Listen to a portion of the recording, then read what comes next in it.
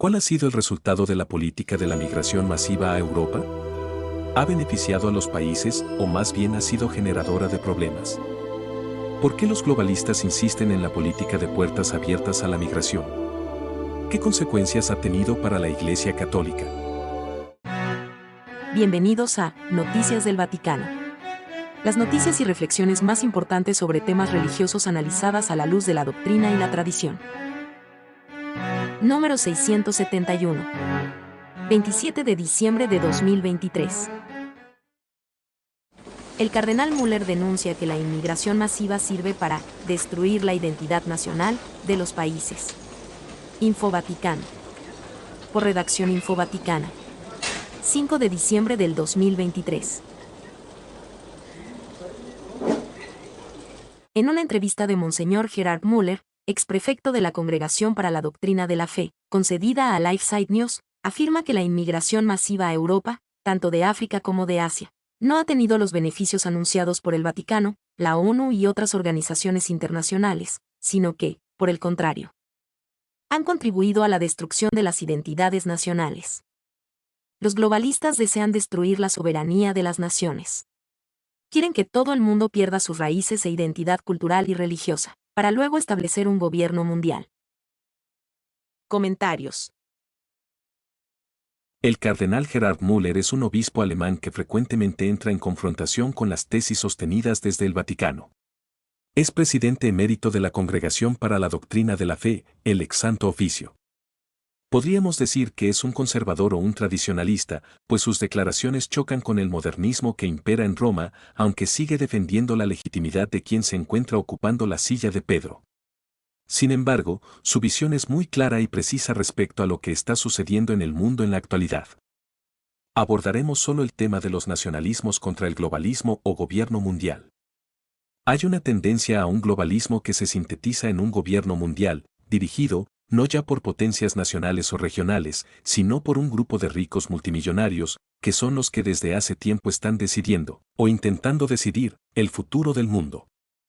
Lo dice bastante bien el cardenal Müller, son capitalistas con mentalidad socialista. Capitalistas, en cuanto que cada paso que dan, cada programa que imponen desde la ONU, el Foro Económico Mundial, WEF, BlackRock, o incluso desde el Vaticano, los vuelve más ricos. El socialismo es para todos los demás, para nosotros, cuya tarea que nos han designado es que ellos obtengan más ganancias.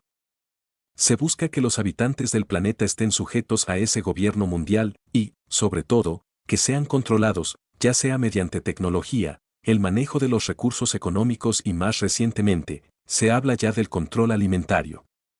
La estrategia de migración masiva que tanto se promueve desde el Vaticano, la ONU y la WEF y otros organismos controlados por la élite, es un requisito para establecer un gobierno mundial.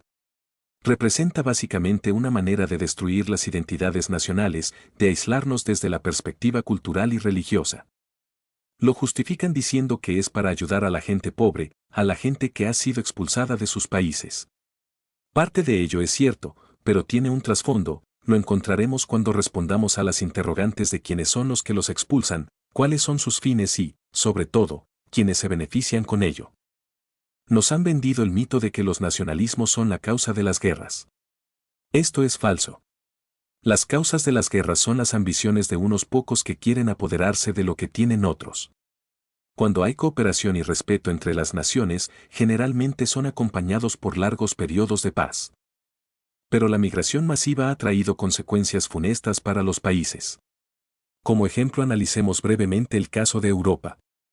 Varias naciones como Holanda, Suecia, Dinamarca, Hungría y hasta Francia e Italia han tenido que cerrar sus fronteras a los programas migratorios, porque han identificado a esa migración masiva, no solo como la causa de los conflictos que viven internamente, sino además han contribuido a debilitar la fortaleza que tenían esos países. Ahora se dan cuenta que la migración ha causado la ruina en prácticamente todas las naciones que la adoptaron como estrategia de riqueza cultural y de encuentro entre las personas. Coincidentemente casi todos, si no todos, los migrantes a Europa son de religión islámica. ¿Qué tenemos ahora?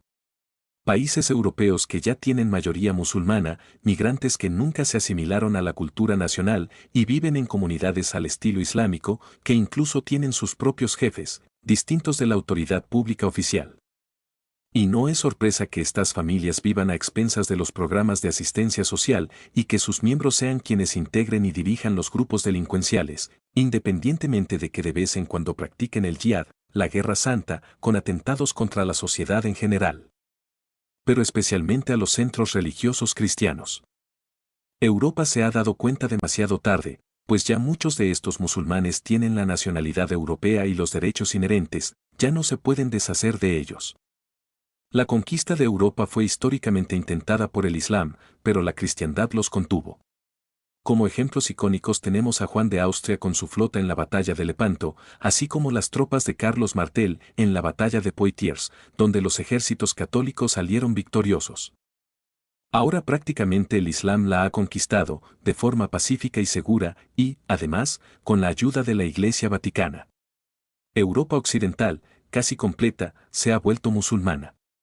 Ha perdido su identidad. En su momento el líder palestino Muammar el-Gaddafi, en un discurso en Italia, anunció esta conquista. Tenemos 50 millones de musulmanes en Europa, hay señales de que Alá garantizará la victoria islámica en Europa sin espadas, sin cañones, sin pistolas ni conquista.